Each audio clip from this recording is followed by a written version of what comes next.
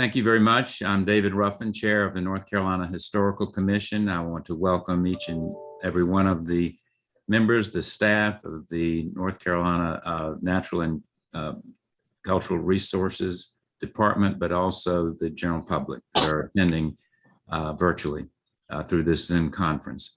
This is, of course, December 8th, 2021. I would like to, in addition to welcome our members of the commission, we are honored today to have two new members, Barbara Groom and Shayna Condo, who have been duly sworn. So we certainly welcome them. At this point, I would really like to ask that they identify themselves, give a little bit of a thumbnail of their background, and also from where they hail from in our great state. Ms. Condell? Sure, thank you. Shio, everyone. My name is Shayna Bushyhead Condell. I'm a citizen of the Eastern Band of Cherokee Indians. I'm currently serving as the executive director here at the Museum of the Cherokee Indian, which is in very western North Carolina. We are at the entrance of the Great Smoky Mountains. And I'm so grateful to be here. Thank you so much. Is there anything else you'd like me to say? No, that's delightful. I have welcomed her very briefly, told her I look forward to a one-on-one conversation, but lest anyone doubt the diversity of this commission in geographic terms, Barbara Snowden's at the other end of the state in Currituck County. So that's clearly representative of our the breadth of this great state. So again, and in addition to that, of course, Barbara Groom. So please, likewise, welcome and please give us a little bit of a tad bit of your background. Sure. I'm Barbara Groom. I've lived in Asheville mostly my whole life. I was a transplant from Ohio when I was a child, and went to school locally at UNC Asheville and was a public history major and worked with a gentleman named Doug Swaim in the Western Division of Archives and History back in the day. And then I became a language arts social studies teacher and taught for 22 years in the in Asheville Middle School in the Asheville City System. And history has always been my passion and love, and I'm glad to be part of this group and do what I can. Well, great. We welcome you. Thank you. So first thing, I will need to call the roll to establish a quorum. I will remind you that because we're in virtual environment, there will need to be roll calls on virtually all matters, as opposed to show of hands if we were in person. And therefore, we will go through those accordingly. And also, please, for the sake of identification, identify your name during each roll call. I'd also, in an obligatory way, remind you that I'd like to ask for any, the agenda has been published to the public as well as to the commission as a whole.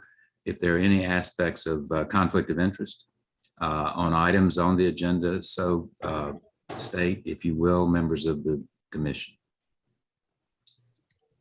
I see none or hear none indicated. I want to thank Dr. Johnson, Valerie Johnson, of course, for subbing for me in the September meeting. I was out of state. I think I've been in 15 states since Labor Day, believe it or not. What are you campaigning for, David? A lot of those states don't wear masks except at Halloween. So but anyway, I do want to call the roll and make sure that we are in a quorum. Dr. Bryan. Here. Mayor Clark had indicated to me that he may not be able to make this meeting due to a conflict, and if he did, it may be a little late in process. But, so I know he may not be here. Again, Ms. Condo. She's here. Yeah. Dr. Denard. Here. Sam Dixon. Haven't seen Mr. Dixon. He's quite often in court. Barbara Groom. Here. Dr. Johnson, Here. Ms. Phillips, Here. Noah Reynolds. Hello, sir. Hello, present. Good to see you. And Barbara Snowden. Here. So I believe we clearly have a quorum at this point. You know, this is I would like to also ask that the minutes of the September 22nd be approved in due course here before we move on to the agenda. Again, thanks, Dr. Johnson, for conducting that meeting. You've seen the minutes, they're posted. Are there any edits, additions, clarifications, what have you, comments on the minutes of the September 22nd meeting? Hearing none, do I hear a motion for adopting those minutes as presented? Yeah, I move approval. Okay, Commissioners Snowden and Dr. Denard proposed and seconded in that order. I will call the roll again in accepting of the September 22nd minutes. Dr. Bryan, Yes. Ms. Condell, Yes. Dr. Denard, Yes. Ms. Groom, Yes. Dr. Johnson, Yes. Ms. Phillips, Yes. Mr. Reynolds, Yes. Ms. Snowden, Yes. and David Ruffin, yes. This is a distinct pleasure that I have because it's the first time since I've been chair, we've been honored to have the Secretary of the Department speak to our commission. And Secretary Reed Wilson, we welcome you very, very much in that regard and look forward to your comments, sir. Thank you very much. It is a pleasure to be with you virtually. And I look forward to the day when we can do this in person. Yes.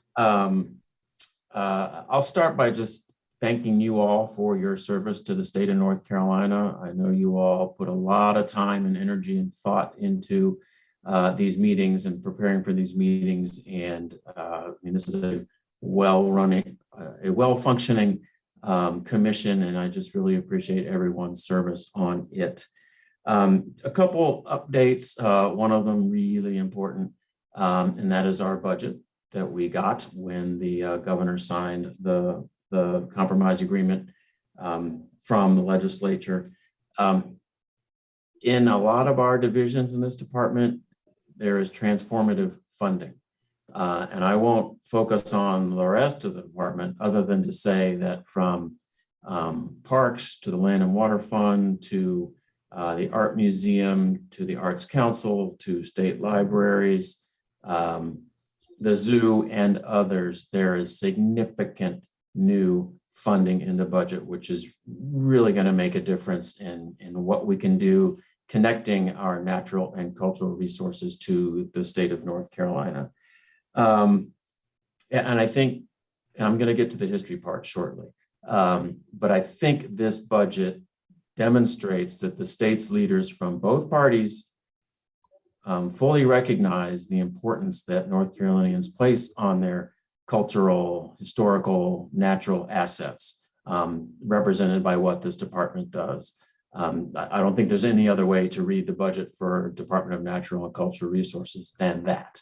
I mean, there's just a lot of new funding throughout the department. Most of it is one time, so, you know, like a capital project, but some of it is in fact recurring and will be with us as increases for years to come. And I'm only going to be able to scratch the surface on the history side because there's so many items in our Office of Archives and History.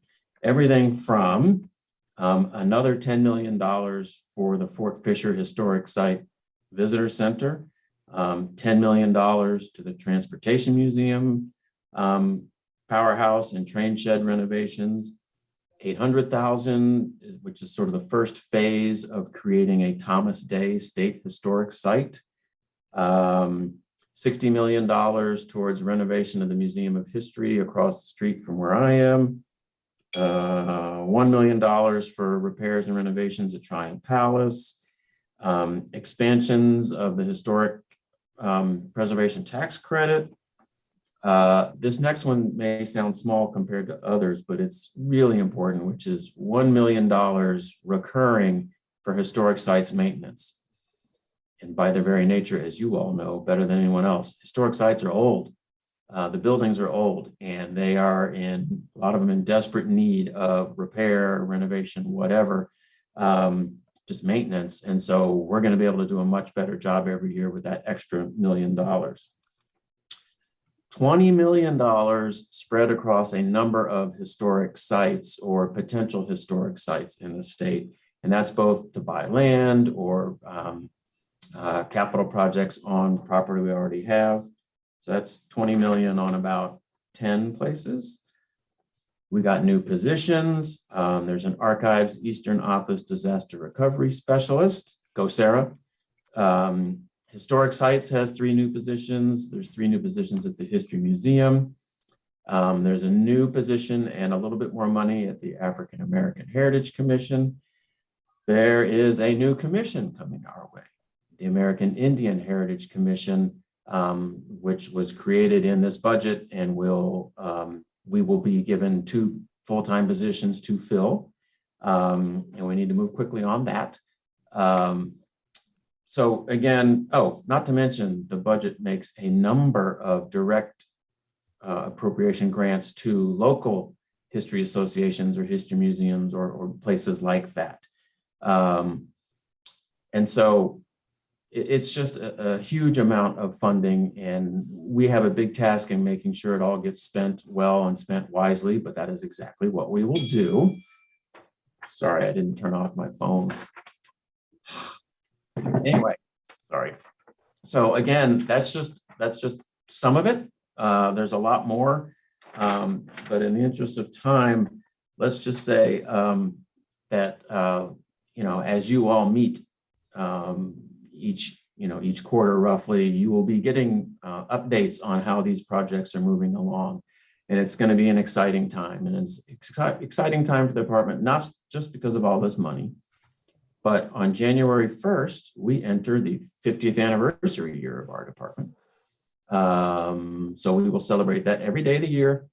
And as we also build towards America 250. So we just have a lot of big things going on, which is great. And then maybe the last sort of perspective I have on things is I've been traveling a lot around the state, whether it's visiting history museums, historic sites, aquariums, parks, whatever.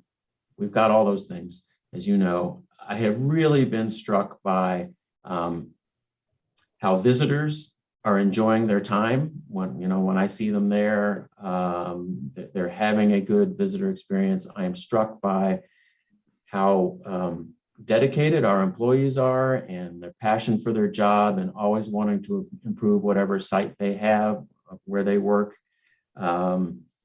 And always impressed by the local friends group that is, it's these just dynamo volunteers who get so much done, whether it's volunteering to mow the grass at a historic site or raising money through events. I mean, it's just great to see all these people, whether it's staff or volunteers or boards or commissions or friends groups, all working together to better whatever site that they are so totally committed to. It's a wonderful thing to see. And I've just also been struck by the resiliency and the adaptation that everyone has displayed as we've navigated the last 20 months that have been so very difficult, especially for places that welcome people to indoor spaces or even to outdoor spaces. It's been hard, but people have figured out how to do it, and I really appreciate that. So, really important time at our department. You all are always doing important work to help make sure that we are presenting history and all of its complicated facets to the people of North Carolina. And I really think an important thing that we're going to accomplish over the next 3 years, and it is so consistent with Michelle Lanier's True Inclusion Project, is to make sure, and to the Civil Rights Trail that the African American Heritage Commission is working on, and so many other efforts to make sure that we tell an inclusive story, that we provide complicated and sometimes difficult history that we have experienced in our state so that everybody in North Carolina can better understand where we've been how we got here, and how we can chart a brighter future. I mean, making sure we tell an accurate and full and diverse history across our department, not just at history museums, not just at historic sites, but at parks, at the zoo, at the aquarium. I mean, there's history everywhere. And so we look to your thoughts and advice and guidance as we move forward in this department-wide inclusive history endeavor to help guide us as we do that work, because I think it's really, really important. And I want, when people come to our sites after these next 3 years, I want them to see different things, new things, and see and learn things that are unexpected to them. You know, they came to this site for X, but oh my word, there's Y and Z that happened here too. Who knew? That is an amazing experience for someone. And I think that is what we all need to be about at this department. So thank you all again for your commitment, your time. We'll have lots of interesting issues to discuss over the next 3 years. But I really appreciate the commitment you bring to this and your service to the good people of North Carolina. Thank you. Thank you very much, Secretary Wilson. Congratulations on the budget. And I do believe that one of your earlier comments about the budget, Dr. Waters and I were speaking of this just very thing yesterday about how the budget itself speaks, it overcomes some of the, typical political and philosophical differences that exist in our politics today. And it is a huge statement. And that is, I think, something we can all be very, very happy about.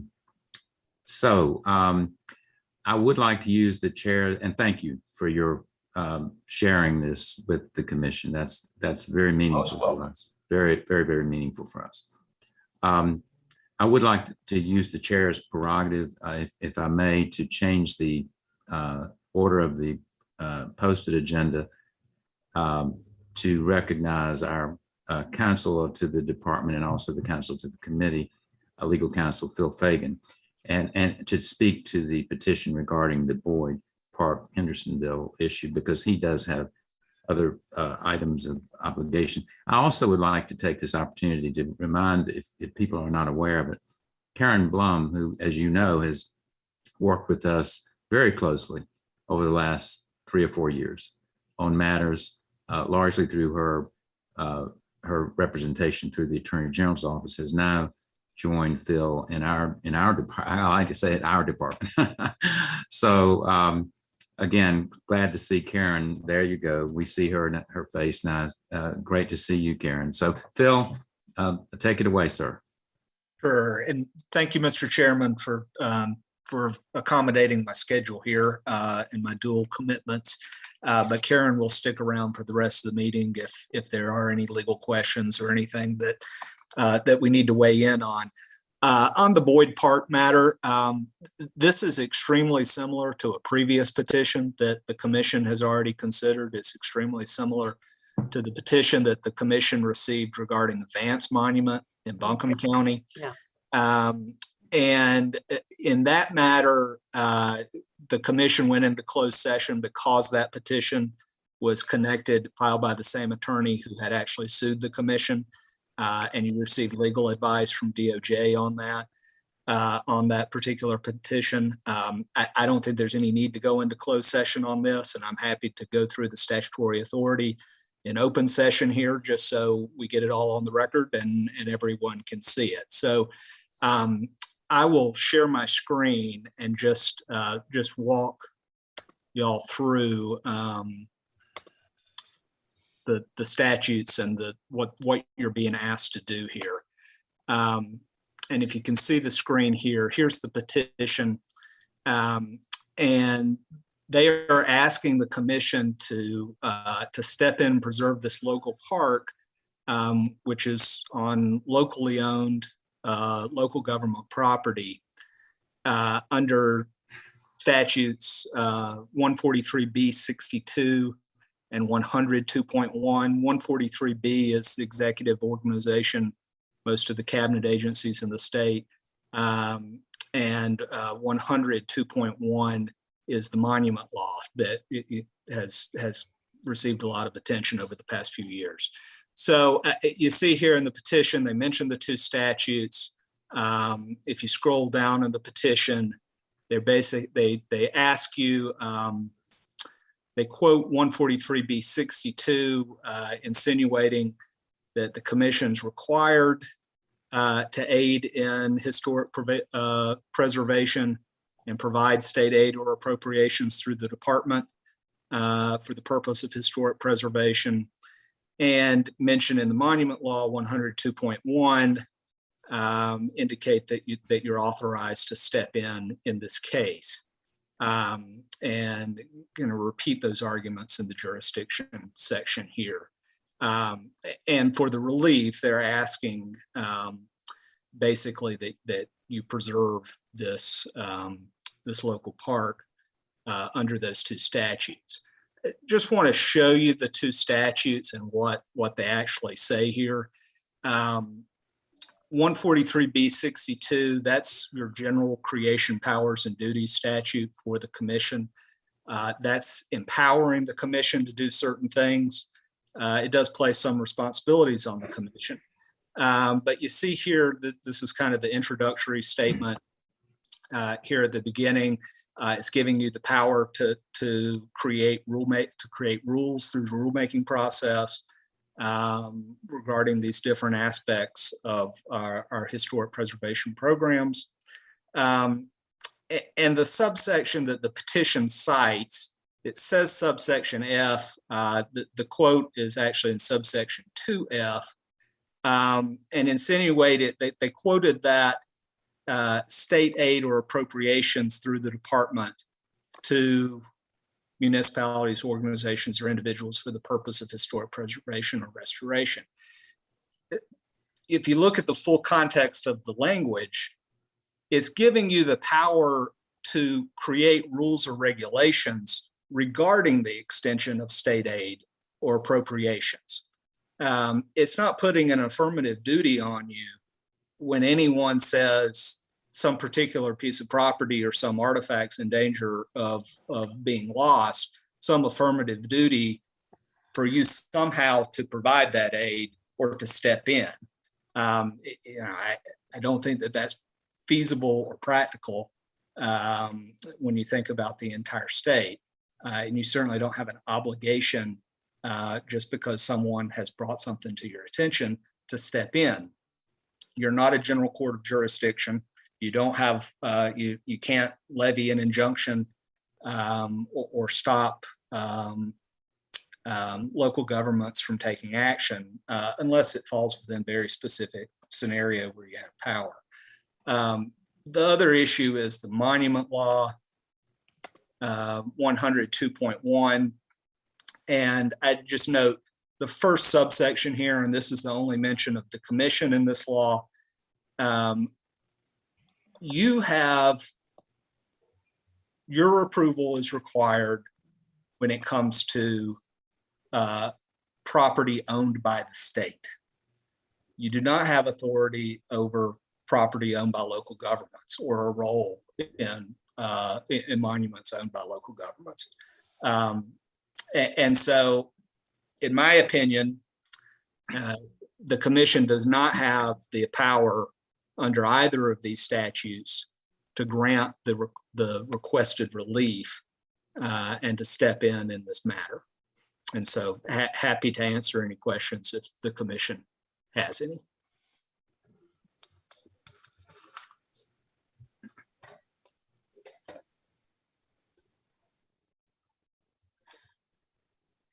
Bill, we, as a commission, I believe in the latter stages of 2020, as I recall, in a similar circumstance, chose to write a letter, I believe, acknowledging receipt of the petition, but effectively saying we did not believe it was within our power.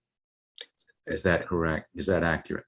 Yes, Mr. Chairman, I believe the motion on the Vance Monument was along the lines of the commission determined it did not have the authority to grant the requested relief in the petition and instructed staff to provide a letter to the petitioner indicating the commission's denial of that petition. Certainly open for any other comments or observations from commissioners on either that tack or another. Phil, Mr. Chairman Ruffin, I have a question for Phil. Phil, what would be the next course of action, if any, is available to this person? Well, I can't provide that person legal advice. I can only provide advice as an internal attorney to the department, to our department and the commissions that are administratively housed within it. And so I don't think really I can step in that position and give him advice on what he should be doing. I would just say the question as it is posed to you as the commission, in my opinion, he's asking you to do something you don't have authority to do. Okay. So that concludes the action that could be brought against this commission.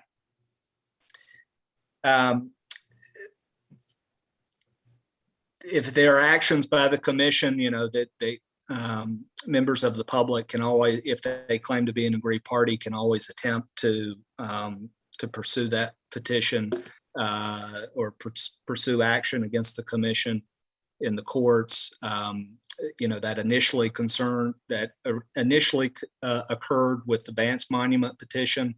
However, the petitioner, you have an active case in Pasquotank County regarding a petition put together regarding the local Pasquotank County Confederate monument.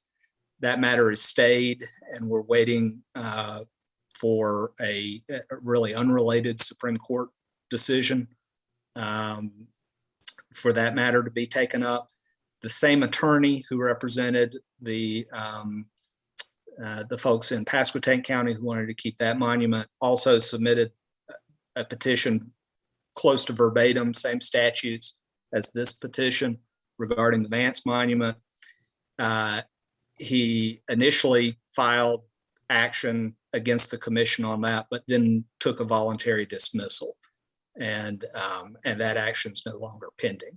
So I'm personally not concerned about your legal liability on this, but obviously citizens always have a right to challenge governmental action. The prior suits were filed in Superior Court. It probably would not be in Superior Court if tried to pursue this, but I think you would be on solid ground to say that you don't have the authority to grant the requested relief. Okay, thank you very much. Are there any other questions or comments relative to this matter? Mr. Chairman, this is Susan Phillips. Yes. I would move that we deal with this petition in the same manner in which we dealt with the Vance Monument petition, a letter to the petitioner that stating that based on the legal advice that we've received, that we don't believe the commission has the authority to grant the relief that he requests, and therefore his petition is denied. Commissioner Phillips has made a motion. Do I hear a second? I'll second. Okay. Commissioner Reynolds seconded it. The gist of the motion, as I understand it, would be that similarly to the late 2020, that the commission will instruct staff to write a letter to the petitioner indicating our inability to provide relief in this matter, or words to that effect. Is that satisfactory to you, Ms. Phillips? That's perfect. Thank you. Okay, any further discussion on that? I'll call the roll on the motion by Commissioner Phillips, seconded by Commissioner Reynolds. Dr. Bryan. Voice, we need your, we need to hear you. Yes. Okay, Dr. Bryan votes yes to support the motion. I presume Mayor Clark has still not been able to join. Ms. Condo, Yes. Dr. Denard, Yes. Mr. Dixon, if he's not here, Ms. Groom, Yes. Dr. Johnson, Yes. Ms. Phillips, Yes. Mr. Reynolds, Yes. Ms. Snowden, Yes. and David Ruffin, yes. The motion passes, and therefore staff has instructed Dr. Waters if you could convey that to proceed with correspondence to that effect. I certainly will, Mr. Chairman. Thank you very, very much. The next item, thank you, Phil, very much for the information, and move on to your other obligations if you need to. The next item on the agenda is to, again, to kind of deal with, I think, some feedback that came last year, and that was people felt it would be helpful to know at least the intended dates for our meetings for 2022. So I am proposing, and Council Fagan, is this requiring of a vote? Is this just a statement of the chair? It would be helpful for the commission to adopt a regular meeting schedule. And that's not just for practical reasons and for convenience, but also for legal reasons. Okay. If you have a regular meeting schedule, that reduces all the special meeting notices that have to go out, and it frees up the types of business you can consider at those regular meetings. The question, though, is would that require a vote of the commission? Yes. Okay, thank you. Okay, I have proposed, and this is all similar. It would be on a Wednesday at 2 p.m. Quarterly, and it's usually the third week except the fourth quarter, which obviously is closing in on the holidays, that we meet on a Wednesday. So it'd be March the 23rd, June the 22nd, September 21st, and December 7th. Each of these are on a Wednesday, each at 2 p.m. Eastern Time. I hope and trust that in the near future, even in 2022, that we could at least have some in-person gatherings, but we just can't seem to shake this COVID situation, it seems. So anyway, do I hear any discussion relative to those proposed dates or concerns? Hearing none, do I hear a motion? Mr. Chair, I move approval. David Denard. Commissioner Denard has moved approval of the dates proposed. Do I hear a second? Susan Phillips, second. Commissioner Phillips seconded. Call the roll. Dr. Bryant, Yes. Ms. Condo, Yes. Dr. Denard, Yes. Ms. Groom, Yes. Dr. Johnson, Yes. Ms. Phillips, Yes. Mr. Reynolds, Yes. Ms. Snowden, Yes. and David Ruffin, yes. Okay, so adopted. And I presume that'll be published on the website at the beginning of the year. Okay, at this point, Dr. Waters, we were talking about accessions and deaccessions. Who are you wanting to walk us through? Again, we have, for the new members of the commission, this is a traditional, almost standard agenda item on a quarterly basis where we basically take possession of or accessions of items that may be of historical import. And then due to a variety of reasons, either condition or duplication, there may be so-called deaccessions of items that had been brought in previous times. But The list in reports are always very detailed and very voluminous. We don't go over every item and detail about it, but we usually have the staff, frankly, use judgment as to whether what merits comment or not. But the process is that we do need to approve assessing and deassessing. There are some, when we get to deaccessions, there are a couple of other legal aspects of that we'll cover. But Dr. Waters, if you would identify how you want to describe the various accessions that are being proposed to the commission today. Thank you, Mr. Chair. I am really glad. I have asked John Campbell, and John is standing in anyway for Ken Howard today. And John, thank you for being here. And John is going to walk us through the accessions and deaccessions for museums and historic sites. So John, I'll turn it over to you. Okay. Thank you very much. I'm happy to be here, and good afternoon. So if you've seen the materials, we have quite a few acquisitions here. So I won't go over all those in detail because we'll be here for several hours. But just want to say, like to present this slate for our agenda for the North Carolina Museum of History, the Museum of the Albemarle, the Mountain Gateway Museum, Maritime Museums, and state historic sites. So, and unless there's some questions, if you'd like to, you could vote on the acquisitions, and then we could talk about the accessions. Yes, I think unless we hear an objection to it, we'll just lump all of those accessions of the various historic sites and museums together. We have to treat the deaccessions separately, obviously. So, John, thank you very much. Go forward. Unless I hear an objection, I think we'll just wait until you conclude your presentation on all of the proposed accessions. Okay. Well, I believe I'm there. Okay. Well, then are there any items or any questions? Again, for the new commissioners, these are always published on the website.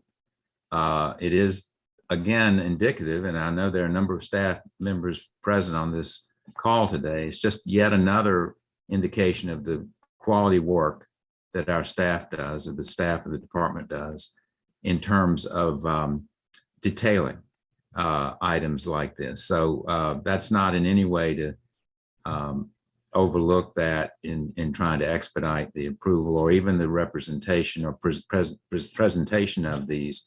But I would certainly encourage you to be always on the lookout for these, read through them, because sometimes there are items of interest to the commission that need a little more explanation or enlightenment.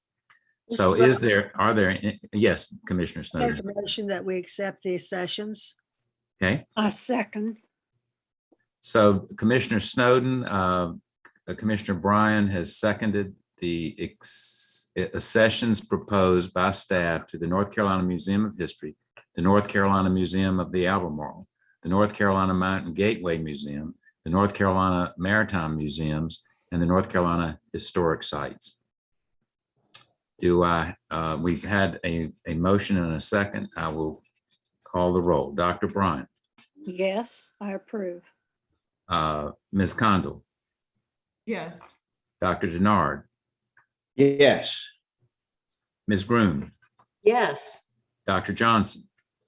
Yes. Ms. Phillips. Yes. Mr. Reynolds. Yes. Ms. Snowden. Yes. David Ruffin, yes. Okay, we move now to the deaccessions. And John, I'm going to ask you maybe to clarify if I'm not accurately describing this, but we do need to obviously vote on them separately, but there is also a subset aspect of this that determines whether or not the method of deaccession, whether it's junked, so to speak, to use layman's term, or put out for bid or some type of auction. Is that a fair way to describe that? That is.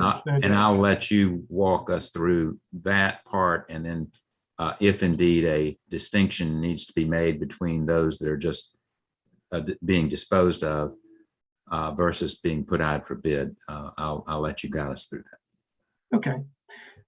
Well, the first item is from the North Carolina Museum of History's collection. Right now, our curator, Charlie Knight, is going through our uniform collection to determine if all of them meet our criteria, because they've been collected over a long period of time. And just like every other museum in the state historic site, space is a huge issue for us. So that's one reason we're going through deaccessioning, to not only refine the collection, but also to determine, are we allocating the right amount of space for things we want to keep. So this one uniform is he's bringing forward some each just about every meeting we have. This particular one was worn by Charles Waters, who has a very interesting and important career, but it doesn't. He spent very, very little time in North Carolina, and actually his story is more of a national story of working in health. And so we believe that it would be better suited at another museum. And the Center for Disease Control Museum in Atlanta is very interested in this uniform. So we felt like that's a perfect fit. Plus, it's in a place that'll be exhibited and interpreted. Because if we keep it, it's very doubtful that it will be. So that's what's going on with that one. It's not a condition issue for this uniform. It's just, it's not really appropriate for us. Well, before we move on to that, this is a perfect, John, this may be the first time I can recall where we've suggested a transfer to another museum as opposed to disposal or put out for bid, or not bid, but auction. Is that, which category does that fall into in terms of method of disposal or disposition? I believe we have done this quite a bit too. I think there was some other uniforms in the last meeting. Okay, I beg your pardon. To a museum in Texas, because the person had spent his life in Texas. So okay, beg your pardon.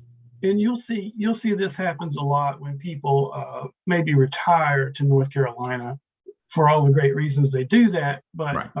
And they'll offer us the clothing or whatever.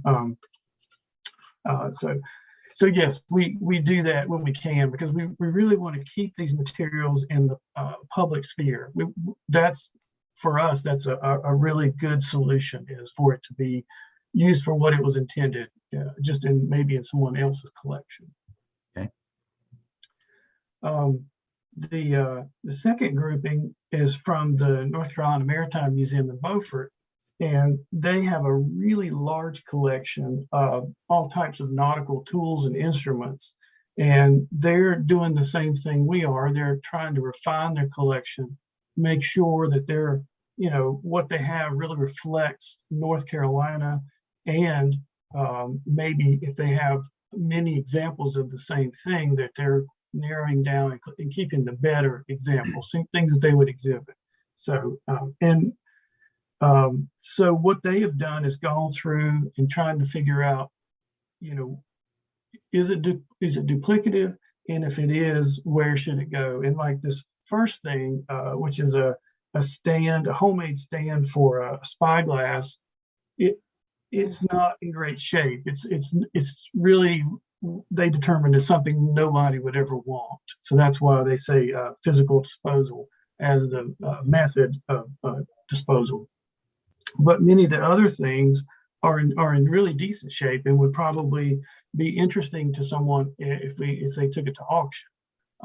And we choose auction because that is a fair way to allow, anybody can make a bid. This will be a public auction. Anybody can make a bid, and it's much more fair to do it that way. So those are the different, I believe. For this particular collection, it's all auction or physical disposal. So I'm just looking through those. So any particular questions about any of these two different collections? I have a question. This is Shayna, Condo. Sure. I'm wondering if the determination for disposal versus auction is based on condition. Is that how you make that assessment? Very often, yes. Because if it was in decent shape, we would try to find a home for it somehow. But some things are, they're such low value and the condition is so bad that it's just not, it just wouldn't be worth, anybody's time to do that. Especially if it's broken or missing pieces or something like that. So we try to be super careful about, going through that process. Okay, excellent. Thank you. So it appears to me that all of these are auction, correct? I believe maybe the first two. are Yeah, disposed yeah. And the rest, Yes, I see that. Yes. and then the rest will be auctioned. Okay. Again, I apologize for belaboring this point. I somehow recall there was a legal point. Karen, I may, since Phil is not here, is there any legal distinction around approving a disposal versus an auction? No. If I remember the statute correctly, you have the authority to do both, if that's what you're asking. Yes. I think you have the authority to do both under the statutes. Okay. And I'll look in the statutes right now, but if I remember correctly, that's what it says. Okay. I just wanted to be certain of that. Okay. Well, are there any other questions or comments relative to the proposed staff deaccessions?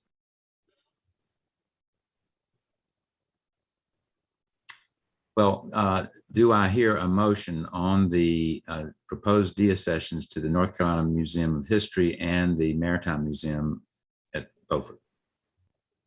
Mr. Chair, this is Susan Chair. Phillips. It's my understanding that we first need to approve the deaccession of the items, and then we secondly, in a separate vote, need to approve the method of disposal. That is it. That you've hit the exact. I knew there was something that I was groping for in this. Sorry about that. Thank you. Mhm. All right. So yes. I would move that we approve the deaccessions recommended by the staff. Valerie here, Valerie Johnson here, and I second that motion. Moved by Commissioner Phillips, seconded by Commissioner Johnson, that we approve staff recommendations on the deaccessions. Having any other comments or questions, I'll move to a vote. Dr. Bryan, Yes. Ms. Condo, Yes. Dr. Denard, Yes. Ms. Groom, Yes. Dr. Johnson, Yes. Ms. Phillips, Yes. Mr. Reynolds, Yes. Ms. Snowden, Yes. David Ruffin, yes. And Now, Mr. Ruffin, I'm here now. This is Sam. hey, oh, hello, sir. Good to see you. I got finished with my National Trust for Historic Preservation Board meeting, which went over a little bit into this, but it finished up a little bit quicker than I thought it would be. And I vote yes too.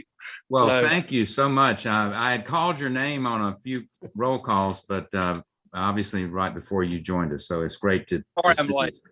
I was Great to- carrying the same work. How about that? I know. I fibbed on you. I said he's probably in court somewhere. So, okay, thank you so much, Commissioner Phillips, for that distinction, because I knew there was something that I was trying to remember what the distinction was between the two. So having approved the recommended deaccessions, I now ask for any comments or concerns around the method recommended by staff for the deaccessions. Hearing none, do I hear a motion? I move the staff recommendation. Dr. Bryan has moved. Do I hear a second? Valerie Johnson. Dr. Johnson has seconded that we approve the method of deaccessions.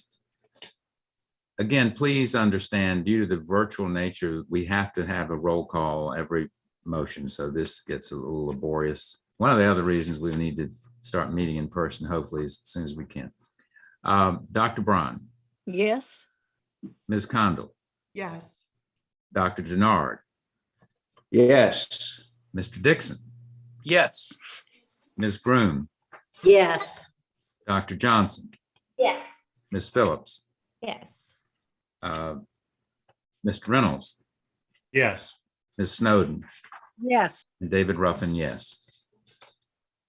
Okay, so we also, as tradition is, that we get staff reports every other meeting from the members of the staff.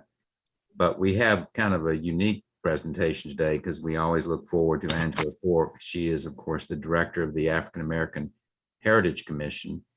And so, Angela, we look forward to hearing your report on the activities of that commission. So good to see you. Welcome to our session today.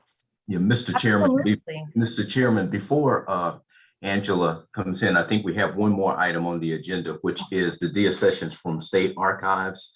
And so I beg your pardon on that. Sorry about that. Was there any comment on that as far as any commentary from the staff, John or any other and members? Sarah is here. Sarah. Okay, Sarah, I beg your pardon, Sarah. You're right. This is another separate item. Sarah, always good to see you. Good to see everybody. Welcome to our new members. Let me just give just a very brief bit of background, since the state archives is a little bit different than the History Museum and State Historic Sites in terms of their accessions and deaccessions. Our accessions are not run through the Historical Commission, but by statute, our deaccessions are. And it's worthwhile to understand what goes on behind the reports that you get. There's two types of deaccessions. One are coming from materials that are transferred to us based on records retention schedules. So that's going to be the public records. Behind the scenes for every single one of those deaccession recommendations is a long appraisal report where staff have done intensive looking at the records, of what's in them, talk to the creating agency, and we don't ever go forward unless the creating agency, even if these records, I mean, they belong legally to us, but we're in consultation with them before we recommend destruction. But generally, these are things that were appraised as archivable, but then when the agency transferred them to us, they weren't really always what they appeared to be, or they weren't really high level things. They tended to be more administrative. So similar to the museum system and state historic sites, we do also, it's part of our administrative code, we identify what's going to happen to them. So there's two items here that were transferred to us on schedule in years past. That includes the Milk Commission, plant correspondence and audit reports. That was recommended for destruction in a method that's approved, which is basically they have to be destroyed so that they can't be reused as public records. And then the next public record that we're asking for deaccessioning is a series of assistant directors' correspondence from the administrative office of the courts. As is often the case with AOC, they prefer to have their deaccession materials back to their custody for their either disposal or reuse. So generally they want stuff that we deaccession back, even if it doesn't have hierarchical value. So that's what's behind the AOC request. And as I said, these memos always have a brief synopsis of the rationale behind our investigation into why we would deaccession public records. So there's those two. And then this time I have two special collection materials. These are materials that are donated by private donors or groups. And same thing, we're going to recommend a suggested method of disposition. Two different cases here. So the first one is pretty straightforward. It's an item that the Western Regional Archives had acquired. It's actually card file record that the Forest Service had deaccessioned themselves. And at the time, our archivists in the Western Regional Archives thought, oh, this might be a great resource for patrons. But it turns out that this was just mainly just something that's now recreated online in a lot of databases, including our own. So nobody's using this card file. It abstracts land grants from a certain area. So they would prefer to keep this space. So that would be a deaccession and destroy. The last sheet that I have has two panoramic photographs on it, and they are both from our military collection. They were both found in the collection when our current archivist took over. They're extremely large. They cannot be stored in any of our mat cases or shelves or anything like that. They're also, came to us in extremely bad shape. So as is the case with World War I panoramics, I don't know if you all are familiar with those, but they're usually very long and they often are stuck to the glass because they were framed without matting. And so years of bad storage, you've got photos where we just cannot get them off the glass. Our conservator has done numerous types of treatments. The glass is broken. Things are still stuck to the glass. We did manage to digitize both of these before any conservation work was started. So we have the picture. The original we no longer can store safely. So this is going to be a rare case where we are asking to destroy a private collection, an original piece of material. It cannot be given to anybody else. It's not usable. And we also don't feel like it's safe for anyone to handle because the pieces of the glass that remain are broken. I say this because I think this is fairly new to us. We very rarely ask for destruction of original materials. We usually are going to try to find another home for them or return them to the donor. We do have one other collection that we're working with right now. Same thing, a private collection that came to us years and years ago that has some severe damage to it that may make pieces of it not salvageable. So this is a rare case where we would ask for that. So I just laying that out there because I may be coming with another one of those sorts of requests. Happy to answer any questions about either one of these types of records. Good. One question for you, Sarah. Mm-hmm. You have a long depth of perspective regarding these materials, and I note that the chair has to approve whatever recommendations you set forth. Do you recall there being any conflicts between what you may have recommended and what the chair thought about your recommendations? Yes, we've had, so that's kind of a step process. I've had things come to me from the staff recommendation that I've turned them down for deaccession. And in the past, there were 1 or 2 items that Kevin did not approve of deaccessioning Dr. Cherry. So it doesn't go forward. So it doesn't come to you unless I approve it. And then in this case, Dr. Waters approves it. So that has happened. Mm-hmm. Okay. Now, my last question, how are these items destroyed? The photographs, I think we're actually going to just throw them away. The public records will be sent to recycling so that they can be shredded beyond use, so that they can't be reconstructed into, they'll be pulped basically. Okay, thank you very much. Well, again, Sarah Kuntz, who is state archivist, and again, particularly for the new commission members, another example of the incredible detail and diligence and work that the staff goes into to make these recommendations. So do I hear, again, any further questions before we move to accept staff Sarah's Kuntz's recommendation that if I can summarize, these were the 2 panoramic World War I, I believe, photographs, the records of the milk and correspondence to the Milk Commission to and from, some items that were involved with the Administrative Office of the Courts, and also the physical card file of the Forest Service, which has now been digitized, correct? Is there any motion to support the recommendation of staff? Chairman Ruffin? Yes. Nora Reynolds, just clarification. I was looking through the materials in advance of the meeting, and I didn't see any sort of written listing of these deaccessions from the archives. Was that included in the material, or I'm just sort of hearing about it orally? So I just wanted to make sure I could see that somewhere. Yes, I think this time they were scanned as a part of the museum accession and deaccession, so they were at the back of the museum packet at the very end.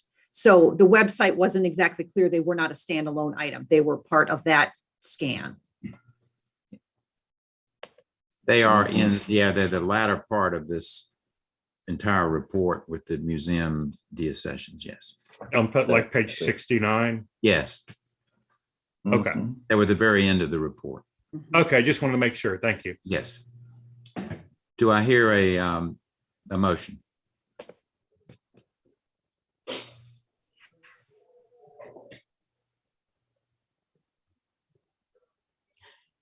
I believe Sam- Dr. Bryan is trying to Mr. make the motion, but she's muted. Okay, There, so moved. okay. Commissioner Bryan has moved. Do I hear a second? I second. This is Barbara Snowden. Commissioner Snowden has seconded. We'll move. Any other questions or discussion? To accept State Archivist Sarah Kuntz's recommendations on the deaccessions of these various items that I just mentioned. Please indicate your support or not. Dr. Bryan, Yes. Ms. Condo, Yes. Dr. Denard, Yes. Mr. Dixon, Yes. Ms. Groom, Yes. Dr. Johnson. Dr. Johnson? Ms. Phillips, Yes. Mr. Reynolds, Yes. Ms. Snowden, Yes. and David Ruffin, yes. Okay, do we have any motion on the method recommended by Sarah Kuntz, State Archivist, on these just approved deaccessions? Mr. Ruffin, this is Barbara Snowden. I make a motion that we accept the staff's recommendation on how to dispose of these items. So moved by Commissioner Snowden. Do I hear a second? And I'll second it, Denard. Oh, Commissioner Denard has seconded. Dr. Bryan, Yes. Ms. Condell, yes. Dr. Denard, Yes. Mr. Dixon, Yes. Ms. Groom, Yes. Dr. Johnson, Yes. Ms. Phillips, excuse me. Yes. Mr. Reynolds, Yes. Ms. Snowden, Yes. David Ruffin, yes. Okay, that is, and now I will repeat, we are looking forward, Ms. Thorpe, to your report. I apologize very much again, Sarah, for overlooking you on the agenda. But we are delighted as every time we do hear the report of the African American Heritage Commission, and Angela does a wonderful job heading that. Delighted to have you with us today. You have the floor, ma'am. Wonderful. Thank you, Chairman Ruffin, for having me. Greetings, Dean Johnson, Chair of the North Carolina African American Heritage Commission. Greetings also, Dr. Denard and our remaining commissioners. And I'm so delighted to welcome new commissioners. I'm really grateful to have the opportunity to orient you to the North Carolina African American Heritage Commission today. So I will work to be brief. There's a lot more ground covered in my formal report today. So today you'll get a bit of a distilled version of what is in that written report. Just a quick couple of updates related to the body of the North Carolina African American Heritage Commission. This fall, we were delighted to formally welcome 2 new commissioners. Ms. Lisa Matthews of Cabarrus County, as well as Miss Pansy B. Wallace of Cleveland County. And so again, they were formally appointed to the commission this fall, and we look so forward to their service over the next couple of years. I'll go ahead and dive right in to some really wonderful organizational updates as it relates to the commission. As Secretary Wilson shared, the 2021 through 2023 budget was very good to the department, including to the African American Heritage Commission. This budget includes, for the first time in the commission's history, recurring operational funding for the African American Heritage Commission. So I appreciate the hand claps. Everybody is welcome to celebrate. We are absolutely delighted. I'll note that that recurring funding is also inclusive of one new staff position. So the commission staff will grow by one. We'll look forward to welcoming an education and interpretation specialist sometime in 2022. So again, so excited that we will grow from a staff of 3 to a staff of 4 in the next few months. But again, wonderful, wonderful news for the commission. And per conversations I've had with Dean Johnson and other members of the African American Heritage Commission, we feel that this really signals a turning point for the commission. As you all are aware, we have worked hard to grow our work and to evolve in recent years, and this just signals yet another opportunity for us to evolve and for us to grow. So with that in mind, I'm going to do a little bit of something different today. I'm going to take a moment to reorient you all to what the commission is and the work that we do. I think that'll be really helpful to some of our newer historical commissions here. Then I'm going to take a moment to talk you through what some of our priorities and goals are this fiscal year. So in terms of what we are and what we do, the African American Heritage Commission holds as its mission to preserve, promote, and protect North Carolina's African American history, arts, and culture for all people. Our vision is to cultivate and maintain sustainable statewide African American culture work by building meaningful connections between African American heritage practitioners, artists, institutions, and resources. So you can see a large mission and an even bigger vision. Typically, we execute this work in what we think of as 3 primary ways. One, we work to develop programs, resources, and experiences centered on North Carolina African American history, arts, and culture. So that looks like something that was referenced earlier, our North Carolina Civil Rights Trail. We're increasingly working to provide professional development opportunities to a group that we call African American heritage practitioners. So this might be people who look like myself, Dean Johnson, Michelle Lanier, African Americans who are doing the work of history, arts, and culture.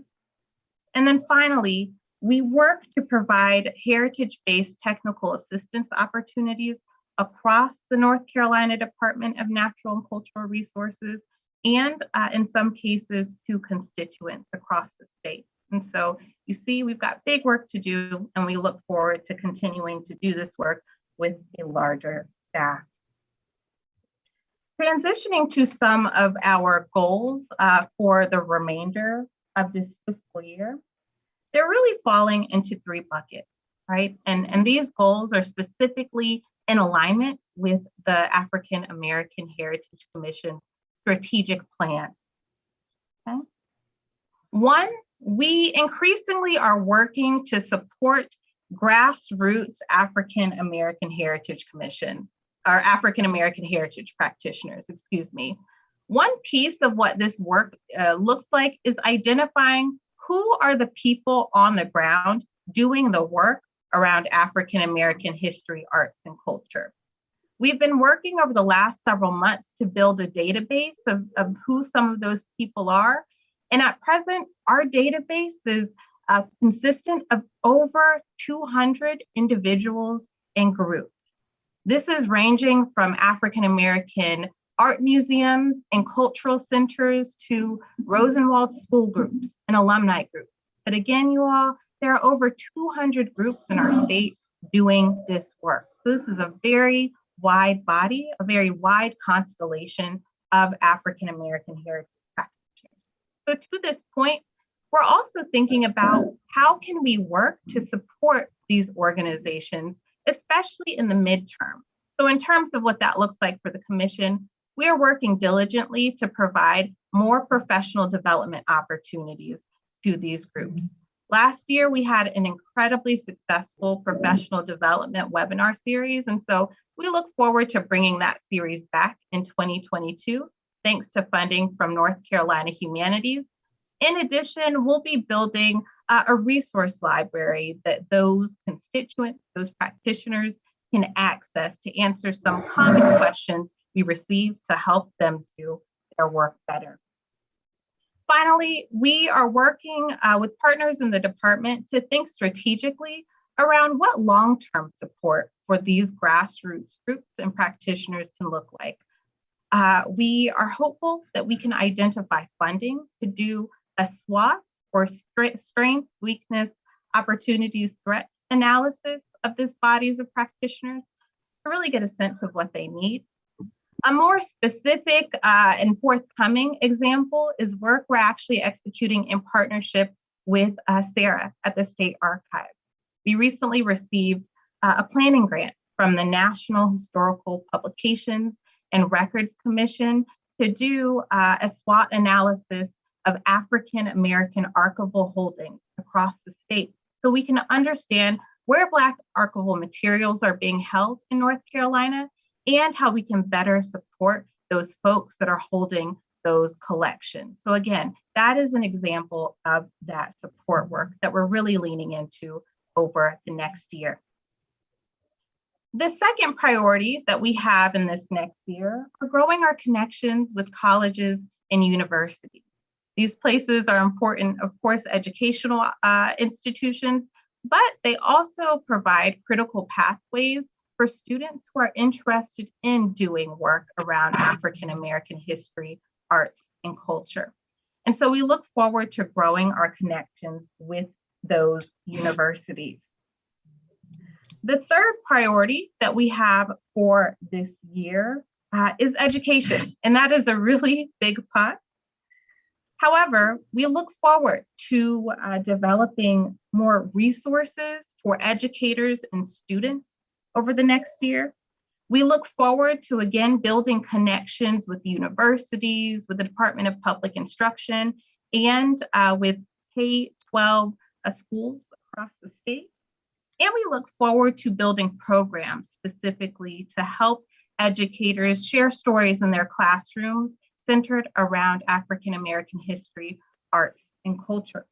And we look forward to expanding our educational offerings, again, thanks to that education specialist that will be coming on board in the next few months. I should also note in the realm of education, you know, an area where we ventured in recent years is book publication. You all are familiar with My NC from A to Z, that toddler board book about North Carolina Black history written by Michelle Lanier. I'm delighted to share that we now have another book project that will be forthcoming. Thanks to funding from the North Caroliniana Society, we will be doing an update and a reprint of a history of African Americans in North Carolina. Again, that seminal text of African American history and culture in North Carolina that was written by Dr. Jeff Crow and others.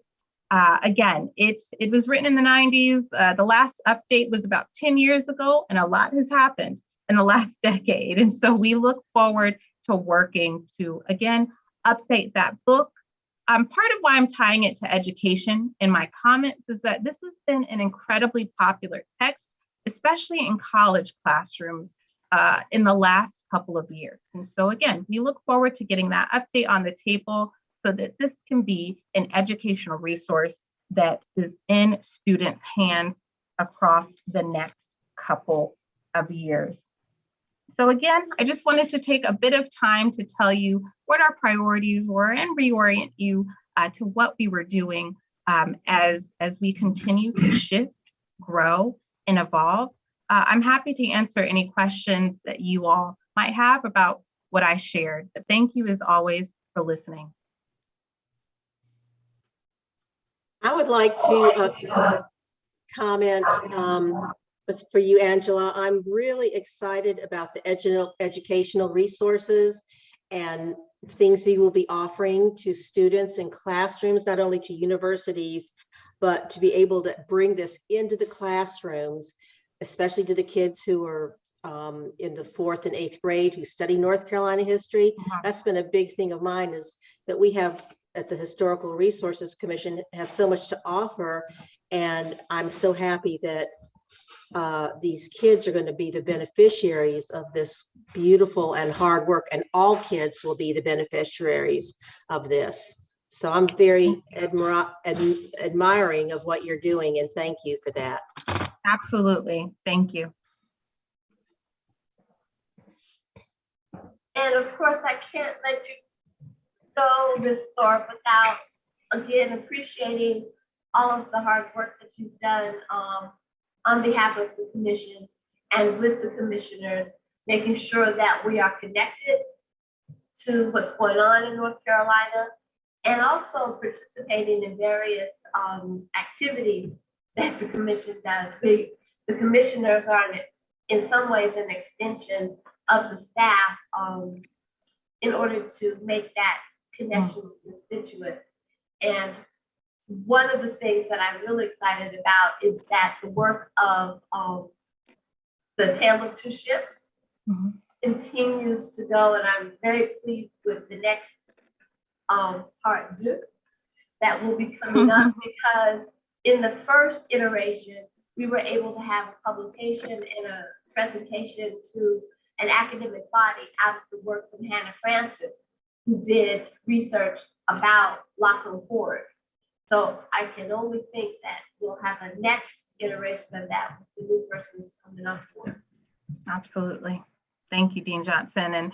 And just to reiterate a point that you made to our historical commissioners, our African American Heritage Commissioners have been so incredibly active and engaged, especially in the last 2 years. So really grateful for the ways that they have built connections across the state and been deeply engaged in various projects and work, including A Tale of Two Ships and other work. So thank you, Dr. Johnson, for pushing our commissioners to get involved. Well, thank you very, very much, Ms. Thorpe. Oh, go ahead, Commissioner Reynolds. Ms. Thorpe, hi, Noah Reynolds from Winston-Salem. I just wanted to comment on one of your 3 goals for the year, the heritage practitioner at the grassroots level. I was at a historical dedication ceremony over the weekend, and the city of Winston-Salem created an African American Initiative Heritage Commission about 3 years ago. And I was speaking with one of the members of the commission, and they're in charge of oral histories. And they've been working at this a couple of years and have been having a hard time getting enough oral histories, especially during the COVID environment. So any expertise or guidance you could give to that commission would be helpful. And you can find them on the Winston-Salem website. It's the African American Heritage Commission in Winston. But appreciate your work and especially your goals for the upcoming year. Absolutely. Thank you. And I'll note that I actually spoke with that commission this summer. So part of my work has included touching local African American Heritage Commissions. So I've spoken with all commissions with the exception of one. But to that point, I would be delighted to reconnect with that group and see how I can offer them some more support specifically around their oral history initiative. Thank you for flagging that for me. Thank you. Ms. Thorpe, I'm always struck by your dedication to your work, but on an added front, your enthusiasm is so evident, and that's also highly commendable. So thank you very, very much for all that you're doing. Of course. Thank you. And thank you for allowing me a brief bit of time. Absolutely. Okay, the next agenda is, and I almost feel like a welcome is in order for me personally, because I was not at the September 22nd meeting. And of course, that is with Associate Director, Deputy Secretary, Director, but Dr. Darren Waters, and he is going to share some comments with us. And again, Dr. Waters, delighted to have you and always enjoy conversation with you from time to time. Thank you, Mr. Chairman. And it was wonderful just to have the opportunity to talk with you yesterday. And I deeply appreciate your commitment to the work of the commission, how you're leading the commission, and your dedication to the work of this department. So thank you for that. It is really good to see all of you again. It's still a little strange to be on this side. I kept waiting for you, Chairman Ruffin, to call my name during the votes. And so I know that I can no longer do that. But I remain very, very enthusiastic about this opportunity to be a part of this wonderful department. I will be brief here in what I have to say because I'm still essentially in orientation mode. Here, I could really echo the words of the secretary. I was really appreciative of the fact that he was going to address some of the budget issues. And so I don't need to go over those. I am deeply grateful for how well the department did in this budget, and look forward to continued growth of investment into resources into what it is that goes on here, what we're doing, the work that we're doing here. I feel deeply, deeply fortunate and just absolutely blessed to work with a remarkable team of people. The team, my immediate team that I work with, including Sarah Kuntz, who, again, I want to just recognize for the tremendous work she did of leading this office while a search was in process, and Sarah deserves a great round of thanks for that. And so again, I just thank Sarah for that work. But I have Sarah, working with Michelle, working with Ramona, working with Ken Howard, and just everybody here in the area is just a tremendous blessing. It's just wonderful. I mean, everyone who's just so dedicated to their work.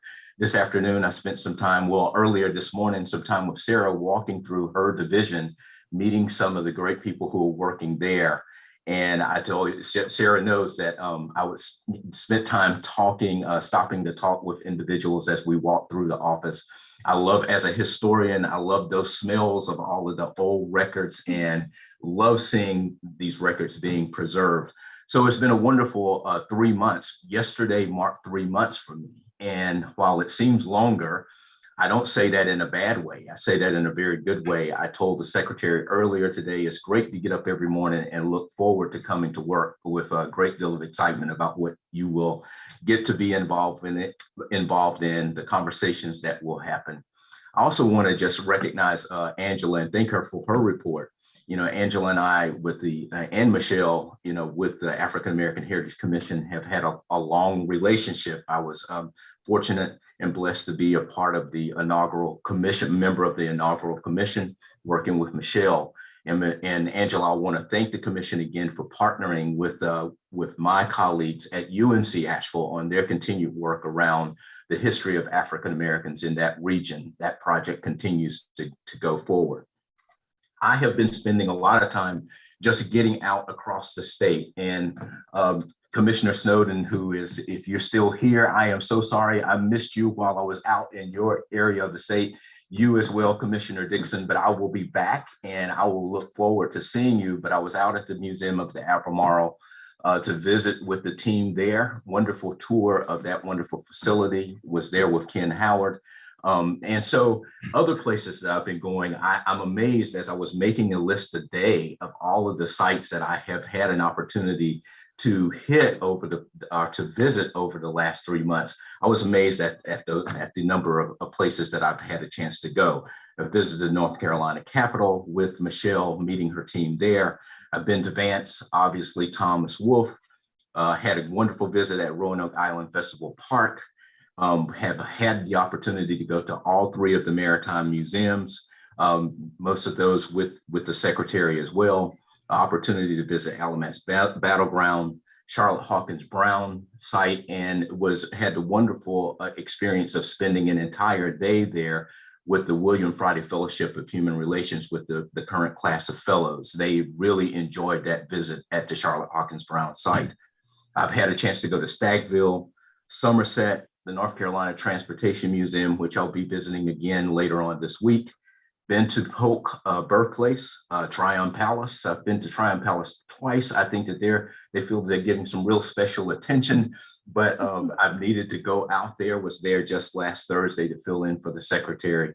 We've had the opportunity to go to the CSS Noose and Governor Caswell Memorial, Charles B. Aycock birthplace, Town Creek Indian Mound, the Outer Banks Western History Center, the Western Regional Archives, the Museum of the Albemarle, as I said before, and the Mountain Gateway Museum. So these are all of the places I've had to go. I've had the opportunity to go in the past 3 months and look forward to continuing the visits over the next few months as we move forward.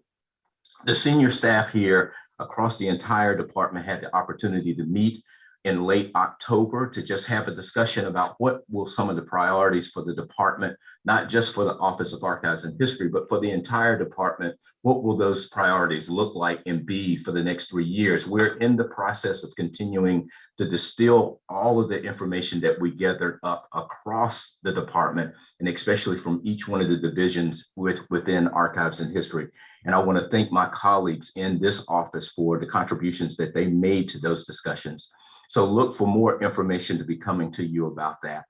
When I arrived, we were already involved in work around DEAI work, as you all have been hearing.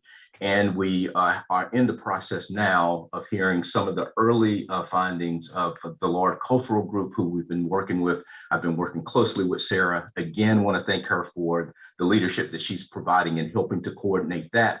You will be hearing more about that in the next few months, as will the team within the Office of Archives and History. One of the big things that will be coming down, as we know, has already been mentioned here, that will be coming in the next few years is America 250. This is a big undertaking. I am glad that Sarah will continue to help guide that work. We'll be working together. I feel that North Carolina is making great strides in just bringing this work together. This past weekend, I was out in Denver to meet with other state historical administrators across the country, and I was happy to see that North Carolina is one of the states that's really beginning to gear up for this in a very serious way. And I am deeply appreciative of the entire team and Sarah as we continue to work on this project. And we'll be reaching out to you all to help with this. And so one of the things I really want to be able to do, and thank you, Commissioner Reynolds, for reaching out and already pledging your support for the work that we're doing here, is that when I come across the state and come into your communities, I'm hoping that I can visit with you all and that you all can make recommendations of people within your communities that I might need to just meet with, who will be interested in actually building relationships with us here at the department and with the Office of Archives and History. So I will be reaching out to you all to let you know what my schedule will be and when I will be coming to the area of the state where you are. Another big topic for us, another big project, as you all already know, is National History Day. I am glad to have Karen Ipot here with me because I think annually she actually reports out on this project. So she is joining me today, and with the chairman's permission, I am going to allow her some time to just actually fill you in on where we are with National History Day. So Karen, please. Absolutely. Thank you, Welcome, Dr. Waters. Thank you, Chairman Ruffin. For those that don't know me, my name is Karen Ipok, and I am the Child Education Coordinator, and I'm part of the Education Outreach team for the department. And one of my big duties is to oversee the National History Day program here in North Carolina. And I wanted to share some updates on how we kind of have adapted and evolved these past 20 months with the pandemic, this program. And for those of you that are new to the commission, you might not be as familiar with the program. It is a year-long project-based learning program that targets the middle school and high school students in our state. And each state has its own affiliate program, as well as many of the U.S. territories and international locations. So the name's a little misleading now. It was named back in the 70s, and they didn't have the foresight of what the program would become. So it's no longer just National History Day, and it's no longer just a day. And with this program, students pick topics, they research them, and one crucial thing is we want them to craft a historical argument. We really want them to analyze and go beyond just telling us what happened in history and why and how it happened. They then can present their projects in one of 5 categories. They can write a traditional research paper, design an exhibit, build a website, produce a documentary, or create a performance. And a big component of the program is a series of competitions that happen at the regional level, then the state, and then the national level, which happens outside of Washington, D.C.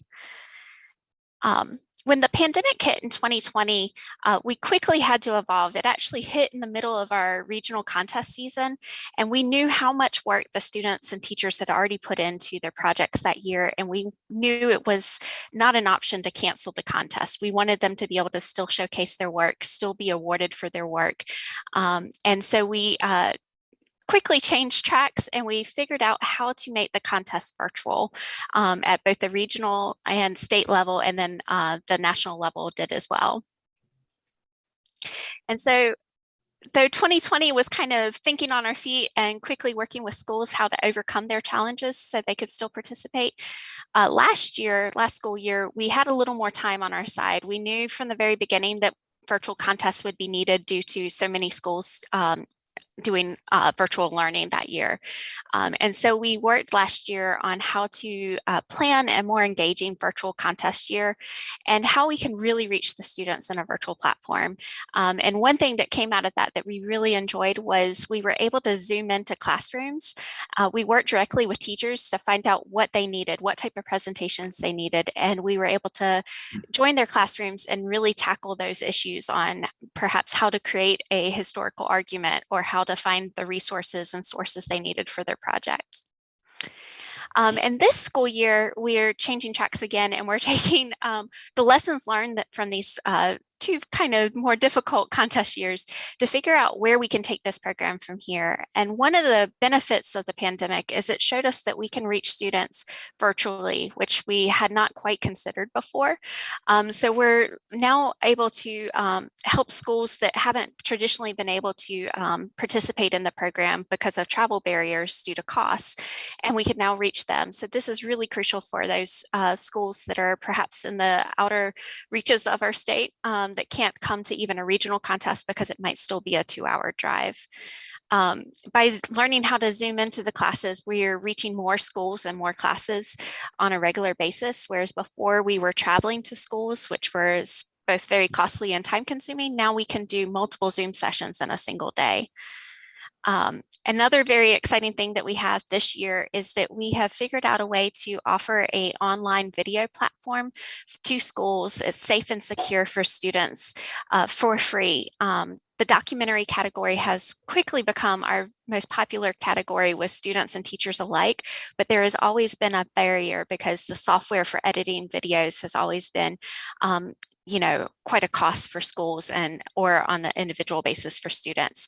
So now we are able to offer that free online platform to students across the state. So we're very excited about that.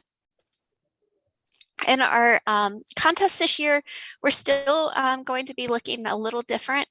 We will most likely have some virtual contests this year, but we're trying to do hybrid wherever we can so that students, if they want to and feel safe to come to an in-person contest, they can still have that experience. And for the students that can't come to a contest, we're working with the schools to figure out a way that we can come to them so that they still get that experience to present their projects to a team of experts and be interviewed about their work, which is one of the crucial life skills that we feel like really comes from this program. Great. Karen, Mr. Chairman, Karen, thank you so much for that report. Mr. Chairman, just two more things, and then I'll turn it back over to you. As you read your reports, and especially from museums, one thing that I noticed that was not included there, and maybe it was because the report came in earlier, was that the museums did host the American Indian Heritage Celebration, which was virtual, and the numbers were great. It was over 30,000 viewers for that virtual event. The African American Cultural Celebration will be coming soon, and I know that Angela did not touch on that, but I think right now we're still looking at maybe a hybrid event for this coming year, but that will be coming. So I just wanted to let you know that those projects are and those events will be coming and to keep your eyes out for those. But once again, I want to take the opportunity to thank each member of the team here at the Office of Archives and History. These are wonderful people who work very hard and are very dedicated to the work that they do. And I just really feel privileged to work with them. So thank you, Mr. Chairman, for this time. Yeah, absolutely, Dr. Waters. Thank you. And again, through the entire staff. Karen, I need to ask you one question. I know Dr. Denard will probably recognize this. IPOC was not an uncommon name in the Greenville, North Carolina area. Is that by chance you connected in any way to Greenville, North Carolina? I'm New Bern. Okay, there we go. Yeah, they came in Just through New down the Bern and road. spread all through the little eastern cluster. Well, I'm going to take another point of privilege here. Dr. Waters, is having grown up in a Husky, even though I've lived in Raleigh since the mid 80s. You need to get back to northeastern North Carolina to make those visits at the college. I mean, at the Museum of the Albemarle and to Edenton. One of the greatest days of my chairmanship, if you will, was the time I visited with Sam Dixon and Kevin Cherry up in Edenton.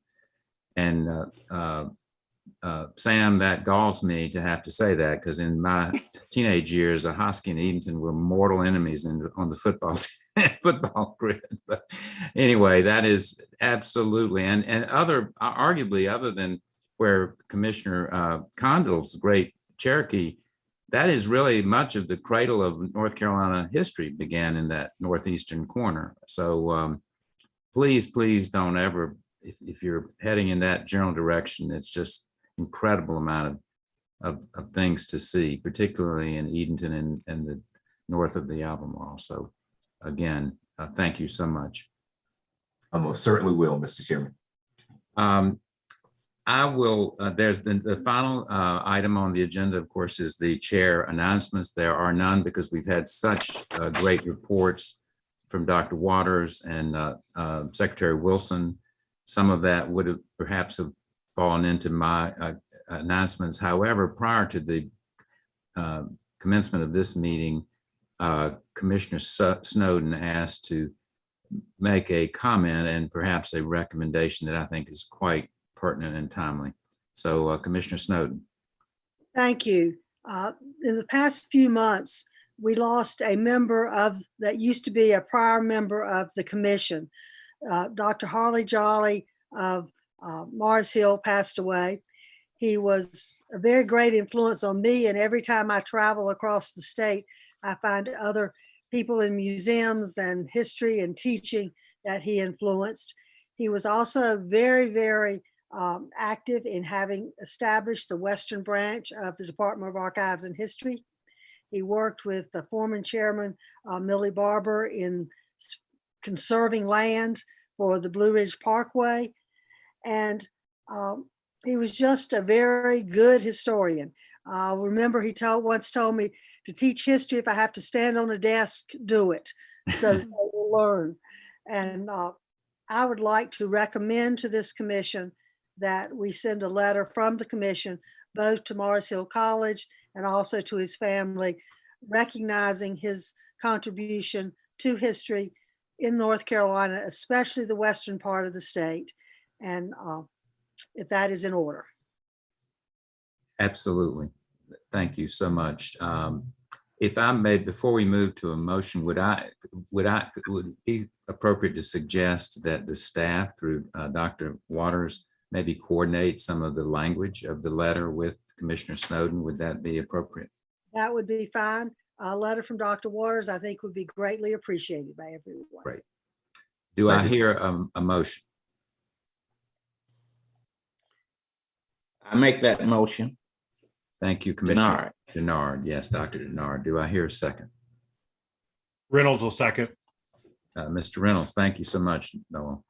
Okay, let's move to a vote. Dr. Bryan. Yes. Ms. Condell. Yes. Dr. Denard. Yes. Mr. Dixon. Yes. Ms. Groom. Yes. Dr. Johnson. Yes. Ms. Phillips. Yes. Ms. Snowden. Yes. David Ruffin, yes. Okay, that concludes, I believe, our agenda. Unless there are other items, certainly look forward to the meeting on March the 23rd. And if we had other reasons to meet, of course, as we will do from time to time, there'll be special calls for that.